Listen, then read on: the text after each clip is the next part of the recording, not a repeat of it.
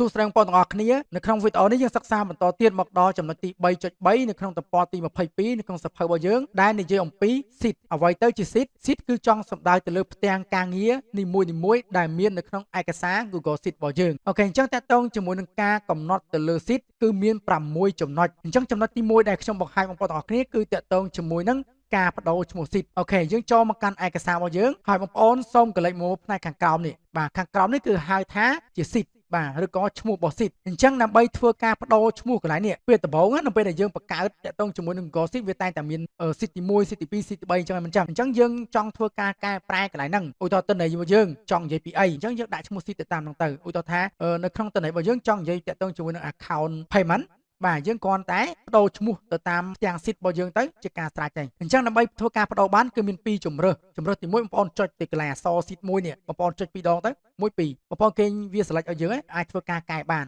ឬមួយក៏បងប្អូនអាចចុចកន្លែងនេះសញ្ញាព្រួញចូលខាងក្រោមនេះចុចមកប៉ុកមកគឺបងប្អូននឹងឃើញពាក្យថា rename នេះ rename ហ្នឹងគឺចង់សំដៅទៅលើការបដូរយើងគ្រាន់តែចុចមកប៉ុកលើហ្នឹងទៅបាទឃើញវា select ឲ្យយើងអញ្ចឹងតើតើជាមួយនឹងការបដូរឈ្មោះ sheet គឺមាន2យើងអាចចុច2ដងនៅលើនេះក៏បានឬមួយក៏យើងចុចកន្លែងសញ្ញាព្រួយនេះយកពាក្យថា rename ក៏បានដែរគឺបានដូចគ្នាណាឥឡូវខ្ញុំចុចលើនេះខ្ញុំ copy ហើយខ្ញុំសុំធ្វើការបដូរឈ្មោះបាទខ្ញុំចុចកន្លែងនេះយកពាក្យថា rename ហើយខ្ញុំផាសហើយខ្ញុំ enter មកប៉ុកមកអូខេអញ្ចឹងវានឹងធ្វើការបដូរឈ្មោះឲ្យយើងហើយកន្លែងហ្នឹងណាអញ្ចឹងតើតើជាមួយនឹងការបដូរឈ្មោះគឺមានតែប៉ុណ្្នឹងទេបងប្អូនអរគ្នាបងប្អូនចង់ដាក់ឈ្មោះខ្មែរក៏បានចង់ដាក់ឈ្មោះជាភាសាអង់គ្លេសក៏បានឬក៏ដាក់ឈ្មោះជាភាសាណាក៏បានដែរវាស្គាល់ទាំងអស់បាទអូខេអញ្ចឹងបន្តទៀតយើងចូលមកដល់ចំណុចទី2ដែលយើងនិយាយអំពីការបន្ថែម sheet ឲ្យដូចជា sheet ដែលយើងហៅថាជា duplicate ហ្នឹងគឺចង់សំដៅទៅលើការបន្ថែម sheet ថ្មីមួយទៀតដែល sheet ថ្មីហ្នឹងគឺដូចជាមួយនឹង sheet ដើមរបស់យើងមានថាតន័យនៅក្នុង sheet ដើមមិន sheet ថ្មីដែលយើងធ្វើការ duplicate ហ្នឹងគឺវាដូចគ្នាទាំងស្រុងតែម្ដងអញ្ចឹងដើម្បីធ្វើការបន្ថែមយើងអាចនិយាយថា duplicate គឺជាការបន្ថែមផ្ទាំងការងារមួយទៀត sheet ហ្នឹងគេហៅផ្ទាំងការងារណាផ្ទាំងការងារមួយទៀតប៉ុន្តែយើងចង់បន្ថែមឲ្យដូចអាផ្ទាំងការងារដើមរបស់យើងហ្នឹងអញ្ចឹងយើងគ្រាន់តែចុចនៅកន្លែងបាទកន្លែងសញ្ញាព្រួយហ្នឹងបងប្អូនយកពាក្យថា duplicate ចុចមកប៉ុកទៅបាទបងប្អូនឃើញទទួលបានវាថា copy ផលិតផលអញ្ចឹងទៅបាទអញ្ចឹងមានថាកន្លែង duplicate គឺទន័យដែលទទួលបានផ្ទាំងការងារថ្មីនេះយើងមានផ្ទាំងការងារមួយនិងផ្ទាំងការងារមួយទៀតមិនអញ្ចឹងផ្ទាំងការងារទាំងពីរហ្នឹងគឺដូចគ្នាទាំងស្រុងបងប្អូនមើលនេះអត់មានអីខុសគ្នាទេអាហ្នឹងគេហៅថាជា duplicate sheet បាទគឺយើងធ្វើការបន្ថែមនៅសัญลักษณ์កិច្ចការឬក៏បន្ថែមនៅផ្ទាំងកិច្ចការថ្មីមួយទៀតដែលមានទម្រង់និងទិន្នន័យដូចគ្នាទាំងស្រុងជាមួយនឹងទិន្នន័យដើមរបស់យើងអញ្ចឹងយើងចូលបន្តទៀតមកដល់ចំណុចទី3ដែលយើងនិយាយអំពីការចម្លង sheet ឬក៏ការ copy sheet អូខេអញ្ចឹងយើងចូលមកកាន់របស់យើងបន្តទៀតអូខេឥឡូវខ្ញុំសូមធ្វើការកំណត់ទៅលើ sheet ដែលយើងបាន copy នេះយើងចុចកន្លែងនេះមកហើយបន្តទៀតបងប្អូនយកពាក្យថា copy to មាន2បងប្អូនទាំងអស់គ្នាអញ្ចឹងមួយគឺពាក្យថា new span sheet នេះគឺចង់សំដៅទៅលើការទទួលបានឯកសារថ្មីឧទាហរណ៍ខ្ញុំចុចកន្លែង new span sheet បាទសូមចាំតិចបាទវាដាក់ថា success ឲ្យ open ទៅបងប្អូនគេទទួលបាននៅតទៅជាមួយនឹងទិន្នន័យថ្មីបាទឯកសារថ្មីគឺពីនឹងខុសគ្នាបងប្អូនអាមួយ my lesson 2អាមួយទៀត untitled span sheet អញ្ចឹងមានន័យថាការដែលយើងចុចពាក្យថា copy នេះវាអាច new span sheet គឺចង់សំដៅទៅលើការបង្កើតនៅឯកសារថ្មីមួយទៀតប៉ុន្តែយកទិន្នន័យចាស់ចង់និយាយចឹងណាបាទមានន័យថា copy to យកពាក្យថា new span sheet នេះគឺចង់សំដៅទៅលើការបង្កើតនៅឯកសារថ្មីប៉ុន្តែយកទិន្នន័យចាស់នេះឯកសារថ្មីមិនចឹងឥឡូវចូលកន្លែង drive របស់យើងនេះយើងចូលមកកាន់ my drive នេះបាទបងប្អូនឃើញទទួលបាននេះបាទឯកសារថ្មីនេះអូខេប៉ុន្តែបើសិនជាបងប្អូនយកតាក់ទងជាមួយនឹង existing span sheet វិញគឺវានឹងឲ្យយើងធ្វើការ copy ទៅកាន់ឯកសារផ្សេងទៀតដែលយើងមាននៅក្នុង Google Drive របស់យើងហ្នឹងបាទពីហ្នឹងគឺតម្រង់បែបហ្នឹងបងប្អូនទាំងអស់គ្នាឧទាហរណ៍ខ្ញុំចង់ copy ដាក់ចូលទៅក្នុង lesson 3ហើយខ្ញុំចង់ copy ទៅដាក់ part 1នេះចុចលើហ្នឹងមកហើយយើងចុចពាក្យថា insert load alert ថា success ហើយយើងចុចពាក្យថា done ទៅយើងចូលមកកាន់ lesson 3របស់យើងហើយយើងចូលមកកាន់ part 1នេះបងប្អូនឃើញវាទទួលបានតាក់ទងជាមួយនឹងនេះបាទអញ្ចឹងវានឹងទទួលបានមួយទៀតកន្លែងហ្នឹងតែម្ដងបាទអញ្ចឹងចង់បញ្ជាក់ជូនបងប្អូនថាតាក់ទងជាមួយនឹងការដែលយើង copy វាមាន2បាទ copy បង្កើតជាឯកសារថ្មីមួយទៀតប៉ុន្តែយកទិន្នន័យចាស់ហើយនឹង copy ទៅដាក់កន្លែងបាទឯកសារផ្សេងៗដែលមាននៅក្នុង Google Drive របស់យើងហ្នឹងអូខេអញ្ចឹងចូលមកដល់ចំណុចទី4តាក់ទងជាមួយនឹងការលុបទៅលើ sheet ហ្នឹងឧទាហរណ៍ sheet ហ្នឹងយើងច្រឡំបង្កើតហើយបាទយើងអត់ចង់ប្រើទេយើងលុបចោលអញ្ចឹងបងប្អូនចុចកន្លែងនេះមក បងប្អូនយកពាក្យថា delete អញ្ចឹងវានឹង delete ឲ្យយើងគ្រាន់តែចុចពាក្យថា OK មកវាដាក់ថា hand up បាទយើងចុចពាក្យ OK មកអញ្ចឹងវានឹងធ្វើការលុបបាត់ហើយឧទាហរណ៍យើងបន្ថែមទៅលើអានេះអញ្ចឹងហើយយើងចង់លុបវាចោលយើងចុចលើនោះមកយើងយកពាក្យថា delete មកគឺវានឹងលុបចោលហើយយើងចុចពាក្យថា OK អញ្ចឹងវាបាត់ហើយ sit អូខេឧទាហរណ៍យើងមាន sit ច្រើនចេះយើងចង់លុបច្រើនក្នុងពេលតែមួយក៏បានដែរsit កន្លែង sit ទី5មកជាប់យើងចុច control មកចុចកន្លែង sit ទី4ចុច control ជាប់ចុចបន្តមកណាបាទហើយយើង click មក custom មកយកពាក្យថា delete ទៅគឺវានឹង delete ទាំងអស់តែម្ដងនេះបាទឃើញបាត់ទេអញ្ចឹងសល់តែមួយទេចឹង delete គឺយើងអាច delete មួយក៏បានយើងអាចធ្វើការ delete ច្រើនក៏បានដែរតម្រូវការរបស់យើងចូលមកដល់ចំណុចទី5ដែលយើងនិយាយតាក់ទងជាមួយនឹងការបដូរផ្ទៃឈ្មោះ sit អញ្ចឹងឧទាហរណ៍យើងចង់ធ្វើការបដូរនេះយើងអត់ចង់បានពណ៌រៀងខៀវយ៉ាងទេយើងចង់បដូរយើងគ្រាន់តែចុចកន្លែងសញ្ញាព្រួយចូលខាងក្រោមនេះយើងយកពាក្យថា change color យើងអាចរើសពណ៌បានឧទាហរណ៍យើងរើសពណ៌ក្រហម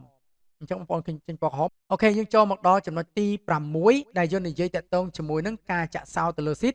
ឬក៏ protect sit អញ្ចឹងការចាក់សោទៅលើ sit ហ្នឹងមានន័យថាមិនអនុញ្ញាតឲ្យវាបញ្ចូលទិន្នន័យនៅក្នុង sit និងមិនអនុញ្ញាតឲ្យវាបញ្ចូលកន្លែងខ្លះអញ្ចឹងតាក់ទងជាមួយនឹងការចាក់សោយើងមាន2ចាក់សោគ្រប់ cell ទាំងអស់នៅក្នុងផ្ទាំងការងាររបស់យើងហើយនឹងចាក់តែកន្លែងខ្លះទៀតអត់ចាក់ទេបាទមានន័យថាកន្លែងខ្លះយើងឲ្យគេវាបញ្ចូលបានហើយកន្លែងខ្លះទៀតមិនឲ្យគេវាបញ្ចូលបានទេអូខេអញ្ចឹងខ្ញុំបង្ហាញបងប្អូនគ្នាជាមួយនឹងករណីទី1មុនគឺការដែលយើងចាក់សោគ្រប់ cell ទាំងអស់នៅក្នុងផ្ទាំងការងាររបស់យើងអូខេអញ្ចឹងដើម្បីឲ្យយើងអាចប្រតិសិទ្ធគ្រប់ទាំងអស់បងប្អូនចុចកន្លែងនេះកន្លែងចែកនេះណាចុចមកប៉ុកមកគឺវា select ទាំងអស់ហើយបងប្អូនចុចកន្លែងសញ្ញាព្រួយនេះបងប្អូនយកពាក្យថា protect sit អូខេអញ្ចឹងកន្លែងនេះមាន2គឺទី1គឺ rank អ្វីទៅជា rank គឺជាទីតាំងដែលយើងធ្វើការ protect sit បាទហើយកន្លែង sit នេះគឺជាការកំណត់តាក់ទងជាមួយនឹង criteria ដែលយើងអាចធ្វើការ set permission ចូលក្នុងនោះបានតែខ្ញុំចង់បង្ហាញទី1សិនតាក់ទងជាមួយនឹងកន្លែង description នេះអញ្ចឹងយើងអាចកំណត់ប្រាប់គេថាឥឡូវយើងចាក់សោការពារឯកសាររបស់យើងនឹងគោលម្ដងអីអញ្ចឹងយើងអាចទៅសេតាក់ទងជាមួយនឹង description នៅកន្លែងហ្នឹងបានហើយបន្តទៀតយើងចូលកន្លែង rank នេះបាទកន្លែង rank នេះគឺជាកន្លែងមួយដែលជាទីតាំងឲ្យយើងធ្វើការកំណត់តាក់ទងមួយការប្រតិសិទ្ធបាទហើយបន្តទៀតបងប្អូនចុចពាក្យថា set permission អញ្ចឹង set permission គឺមាន2នេះបងប្អូនអរគ្នាទី1គឺ show as warning ពេលពេលដែលយើងធ្វើការ edit មានន័យថានៅពេលដែលយើងធ្វើការកែប្រែវានឹង load តាក់ទងជាមួយនឹងសារ alert ឲ្យយើងប៉ុន្តែជាទូទៅបើជ្រុលជាបន្តិចហើយយើងចាំបាច់យកពាក្យថា warning មានថាគេនៅតែបញ្ចូលបានបាទគ្រាន់តែវា load alert ប្រាប់យើងថាកន្លែងហ្នឹងមានបញ្ហាអីចឹងទៅប៉ុន្តែយល់ល្អយើងយកពាក្យថា restrict មានថាគឺកែបានទេបាទនរណាក៏មិនអាចកែបានដែរណាបាទប៉ុន្តែបើយើងចុចកន្លែងនេះអញ្ចឹងចុចកន្លែងនេះវាថា only you មានថាបងប្អូនកែបានតែយើងទេកែបានតែអ្នកបង្កើតទេតើតើអ្នកបង្កើតឯកសារហ្នឹងបានកែបានខុសពីហ្នឹងគឺកែបានទេទី2គឺយើងអាច custom មានថាម៉េចយើងអាចវាបញ្ចូល Gmail អ្នកដែលកែបានអ្នកណាខ្លះកែបានគឺយើងអាចកំណត់ Gmail របស់អ្នកហ្នឹងទៅប៉ុន្តែបើយើងមិនបាច់ custom ក៏បានដែរយើងយកពីថា only you មានថាការបន្តិចហ្នឹងកែបានតែយើងជាអ្នកបង្កើតទេអ្នកផ្សេងគឺកែអត់កើតទេអញ្ចឹង only you នេះយើងចុចពីថា done មកអូខេអញ្ចឹងវាដាក់ថា change សាត់ស្អីហើយបាទយើងអាចបិទសញ្ញាខ្វែងចោលកន្លែងនេះអញ្ចឹងយើងនៅតែកែបានធម្មតាហេតុអីព្រោះយើងដាក់ពីថា only you មិនអញ្ចឹងយើងកែបានធម្មតាប៉ុន្តែចំពោះអ្នកផ្សេងគឺកែបានដែរឧទាហរណ៍ថាខ្ញុំចុចពីថា share ខ្ញុំសុំpublic vision ណាខ្ញុំយក public vision ហើយខ្ញុំមិនត្រឹមតែយក viewer ខ្ញុំឲ្យគេ edit ទៀតប៉ុន្តែនៅពេលខ្ញុំ copy ហើយខ្ញុំយកទៅផាសឥឡូវខ្ញុំចូល Gmail ផ្សេងខ្ញុំចូល Gmail មួយនេះចុះអូខេខ្ញុំផាស link នឹងចូលទៅខ្ញុំ enter មកប៉ុកមកអញ្ចឹងគឺយើងកែអត់កើតទេបងកែអត់កើតទេបាទគឺយើងកែអត់កើតតែម្ដងកែមិនគាត់កើតដែរទោះបីជាយើងកំណត់សិទ្ធឲ្យគេកែ edit បានក៏យើងកែអត់កើតដែរណាវាដាក់ថា problem តែម្ដងគេដាក់ថា protect cell ហើយ protect cell object ហើយអញ្ចឹងមានថាឲ្យយើង contact ទៅអ្នកដែលបង្កើតជាមួយនឹង spam sheet ហ្នឹងតែឧទាហរណ៍ថាខ្ញុំចង់កំណត់សិទ្ធឲ្យម្នាក់ហ្នឹងគាត់អាចកែបានអញ្ចឹងយើងត្រូវស្គាល់ Gmail របស់គាត់ឥឡូវឧទាហរណ៍ថាសិទ្ធមួយទៅឲ្យគេកែបានណាខ្ញុំចូលទៅកាន់ Gmail មួយទៀតចុះបាទខ្ញុំចូលទៅកាន់ Gmail មួយនេះចុះខ្ញុំចង់ឲ្យ Gmail ហ្នឹងកែបានណាខុសពី Gmail ហ្នឹងគឺកែបានទេអញ្ចឹងខ្ញុំចុចកន្លែងនេះមកខ្ញុំសូម copy Gmail ហ្នឹងយកទៅដាក់ set permission វាដល់មកយើងចូលមកកាន់កន្លែងប្រតិសិទ្ធតារានេះហើយយើងចូលមកកាន់កន្លែង set permission ហ្នឹងអូខេអានេះយក only you មិនអញ្ចឹងយើង custom មកយើង custom យើងវាយ Gmail ចូលបាទ Gmail អ្នកដែលអាចកែបានណាយើងចុចពីថា done ទៅបាទអញ្ចឹងសាត់សេះហើយអញ្ចឹងឥឡូវខ្ញុំបើក Gmail នេះGmail នេះគឺជា Gmail ដែលយើងអាចគិតថាយើងកែបានមិនអញ្ចឹងឥឡូវខ្ញុំសុំ public សិនបាទខ្ញុំ copy ហើយបន្តទៀតខ្ញុំផាស Gmail ហ្នឹងណាអញ្ចឹង Gmail ហ្នឹងកែបានបាទអូខេ អូខេដោយសារតែយើងបន្តិចទៀតពីរមែនឥឡូវខ្ញុំសុំលុបមួយបាទអញ្ចឹងសល់តែមួយនេះសល់មួយនេះមិញដែលយើងកំណត់ណាឥឡូវយើងមក refresh វាមើលហើយយើងសាកកែភាសាទៀតមើលយើងកែបានអត់បាទយើងអាចកែបានណា Gmail ហ្នឹងគឺយើងអាចកែបានអូខេអញ្ចឹងបន្តទៀតយើងចូលមកដល់ចំណុចទី7ដែលយើងនិយាយតាក់ទងជាមួយនឹងការដែលយើងលាក់ស៊ីតវិញអូខេអញ្ចឹងដើម្បីលាក់ស៊ីតបានបងប្អូនត្រូវតែមានស៊ីតយ៉ាងហោចណាស់2ប៉ុន្តែអាចធ្វើការលាក់បានបើយើងមានស៊ីតតែមួយយើងលាក់អត់កើតទេឥឡូវខ្ញុំបោកមួយទៀតនេះអូខេយើងចង់លាក់ស៊ីតហ្នឹងយើងគ្រាន់តែចុចកន្លែងហ្នឹងមកហើយយកវាថា hide seat ទៅគឺវាលាក់ឯងបាទលាក់ស៊ីតបាត់ហើយណាហើយបើយើងចង់បានស៊ីតហ្នឹងមកវិញយើងធ្វើម៉េចយើងចុចកន្លែងត្រេ3នេះបាទយើងចុចកន្លែងនេះបាទអញ្ចឹងវាមកវិញនេះណាបាទអញ្ចឹងតកតងជាមួយនឹងការលាក់ស៊ីតគឺមានប៉ុណ្្នឹងទេបាទគឺយើងមានត្រូវមានស៊ីតយ៉ាងហោចណាស់2ដើម្បីធ្វើការលាក់មួយទុកមួយយើងអាចមានស៊ីតតែមួយហើយយើងលាក់អត់កើតណាឧទាហរណ៍ខ្ញុំលុបចោលមួយចេះបាទខ្ញុំលុបចោលមួយអញ្ចឹងបើសិនជាយើងចង់ធ្វើការលាក់គឺលាក់អត់កើតទេបងប្អូនទាំងអស់គ្នាណាគឺវាឲ្យយើងលាក់តែម្ដងមានស៊ីតតែមួយប៉ុន្តែបើសិនជាខ្ញុំបូកថែមស៊ីតមួយទៀតចេះអញ្ចឹងកន្លែងនេះគឺយើងអាចលាក់បានអាហ្នឹងអញ្ចឹងណាអូខេអញ្ចឹងយើងបន្តទៀតមកដល់ចំណុចទី8តើតើជាមួយនឹងការរំកិលអញ្ចឹងតើតើជាមួយការរំកិលស៊ីតគឺយើងចុចមកកាឆ្វេងជាប់លើស៊ីតមួយមកយើងអស់បានចេះបាទយើងអាចទាញបានណាយើងអាចរំកិលឆ្វេងស្ដាំបានឧទាហរណ៍ខ្ញុំបន្ថែមចេះខ្ញុំថែមច្រើនចេះគេមាន4ណាអញ្ចឹងយើងគ្រាន់តែចុចមកកាឆ្វេងជាប់លើឈ្មោះស៊ីតហ្នឹងទៅយើងអស់បាននេះអញ្ចឹងឲ្យវានៅទីតាំងទីប្រមាណក៏បានដែរកន្លែងហ្នឹងណាបាទចង់ដាក់នៅកន្លែងនេះក៏បានដែរ